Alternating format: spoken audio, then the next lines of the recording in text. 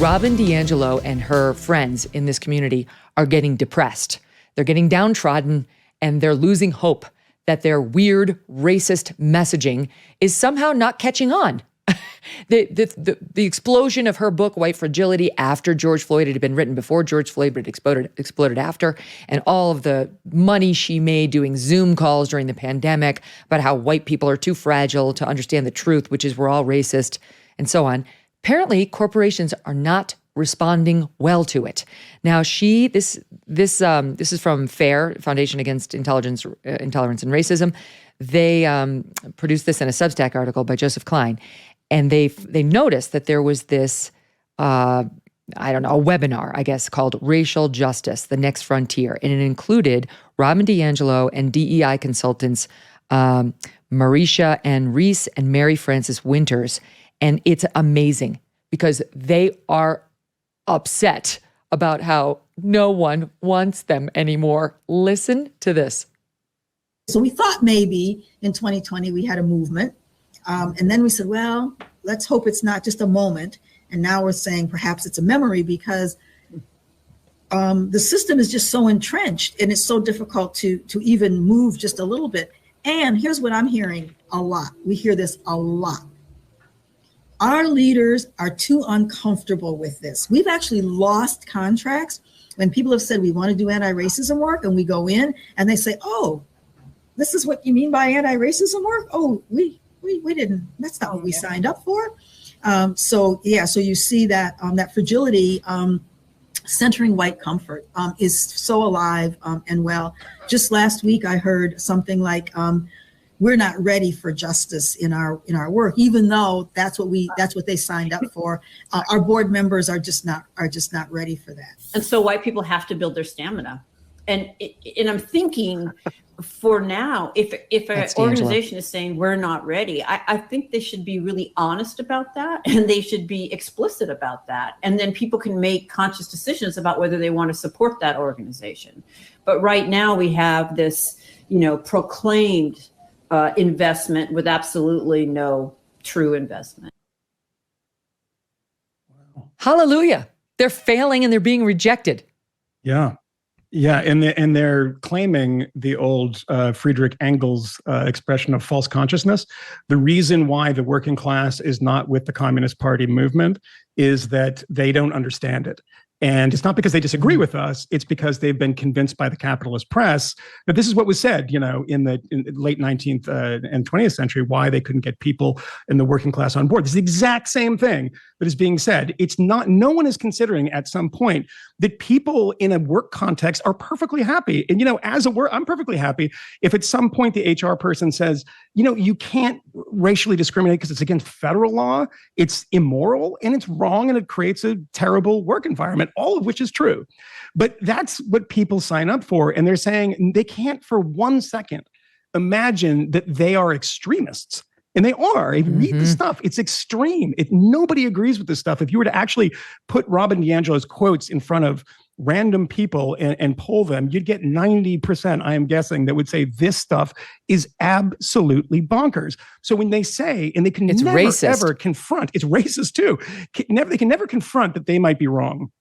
Or they might, be processing this stuff in a totally bizarro, radical, extreme way. They say, oh, there's some white, and again, this is the racist thing because you're actually saying an entire race has this immutable characteristic. It's white fragility. It's white discomfort. We have to destroy white discomfort. It's like, no. They just think you're fucking crazy. I'm sorry, I just swore. Yeah. No, it's okay. It's only me and my mom and Lent. You're good. Your mom? Sorry, Megyn Kelly's mom. I apologize. No, my mom said, you swear a lot. She said, if you could just get rid of the F-bomb. She doesn't care about you doing it. It's me. Okay. And so I agreed to try for Lent. So you're good. You're fine.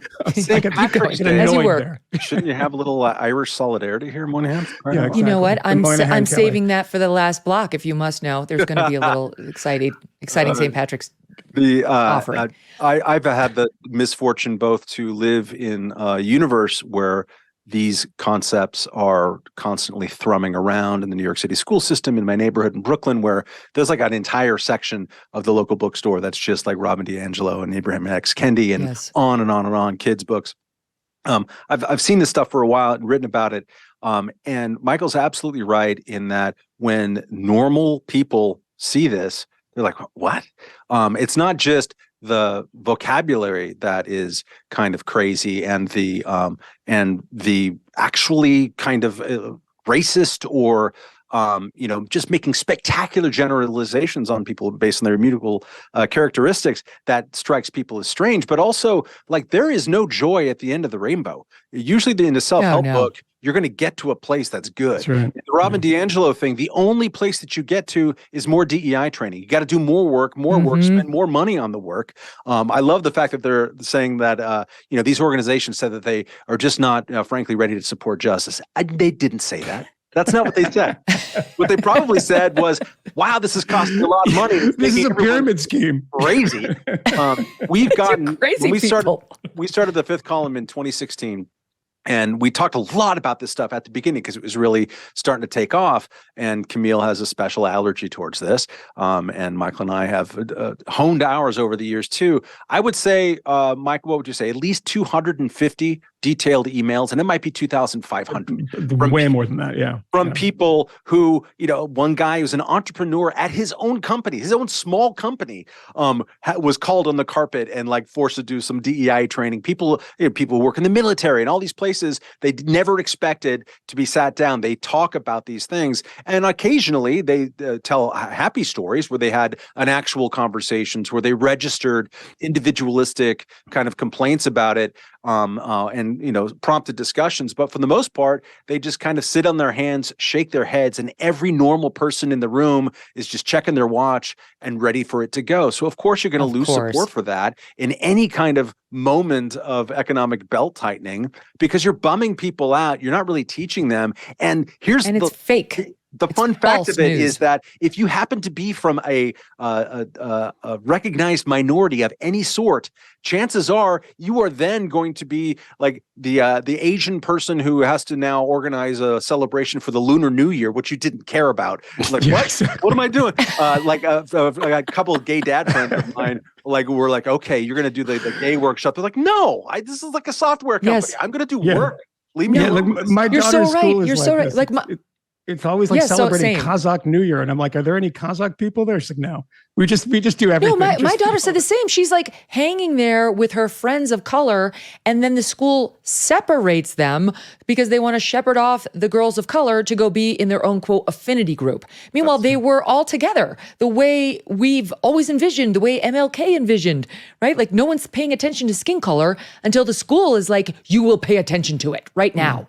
And that leads me to the second soundbite I wanted to run for you guys from this meeting where Robin DiAngelo, you tell me, to me, she sounds an awful lot like Scott Adams in his statement that got him canceled, okay? There was international outrage over what Scott Adams said.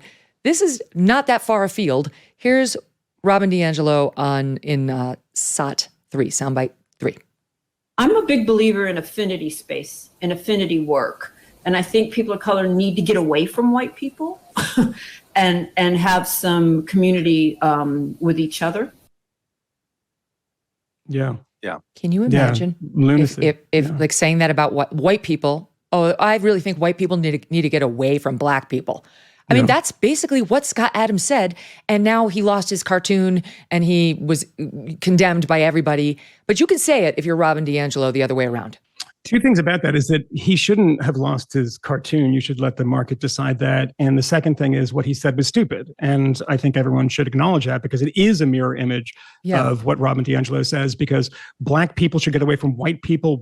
It's at this collectivization of who people are is the thing that we hopefully have been fighting against, unsuccessfully, apparently, for a number of years. But, to Matt's point, it is like, we owe Robin DiAngelo, Matt and I, and Camille in particular, a thank you, because the number of emails that we get that always start with this preamble. Matt, tell me if I'm wrong about this. 60, 70%, they say, hey, I'm like a liberal. I live in a city too. I'm a Democrat, but like, what is going on? And I found your podcast and I'm like, thank you, Robin DiAngelo. You've taken another person and converted them to sense and brought them to us. So that's been the only positive thing about it. But people don't tend to like, particularly of a generational thing, because Megyn, Matt, all of us have come from a generation that whether it was effective or not, it was the narrative, which was that collectivization of group, characteristics is wrong.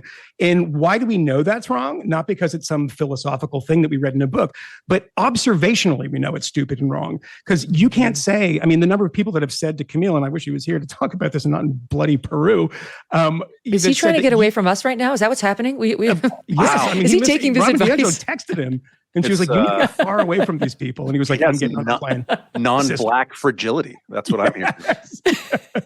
Yeah, he has Baltimore fragility. He's not from Baltimore. He's from Maryland, though. But that kind of thing, though, is like, crazy that Camille and I, the people who say to him, oh, you're not authentically Black. And then, of course, there are 150 million ways of being Black. And another way of saying that, there's a lot of ways of being human. The Black thing is irrelevant. But questioning somebody's racial affinity and their racial commitment is one of the most offensive things that I can imagine. Are you tired of feeling like your personal data is at risk? Or you're worried that big tech is watching every move you make? If you don't want anyone else knowing where you've been, who you've met, and what you're thinking, StartMail is the perfect solution for protecting your privacy and for giving you peace of mind. StartMail is used by thousands of people around the world who believe that privacy is a fundamental human right worth fighting for. With over 330 billion emails sent daily, email has become essential, but sending one can be unsafe. It's like sending a postcard. Anyone who helps deliver it can read your message or make a copy of it. Big tech email providers can scan, analyze, and save details of every single email you send and receive, even after you delete it. They create profiles of your personal life, and then they sell those profiles to advertisers. This opens you up to intrusive ads, identity theft, spam, and phishing attacks.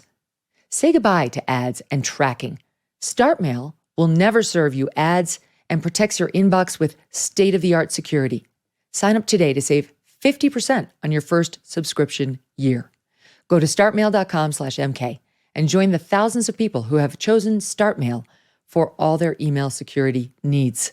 That's StartMail, start with a T, startmail.com/MK for 50% off.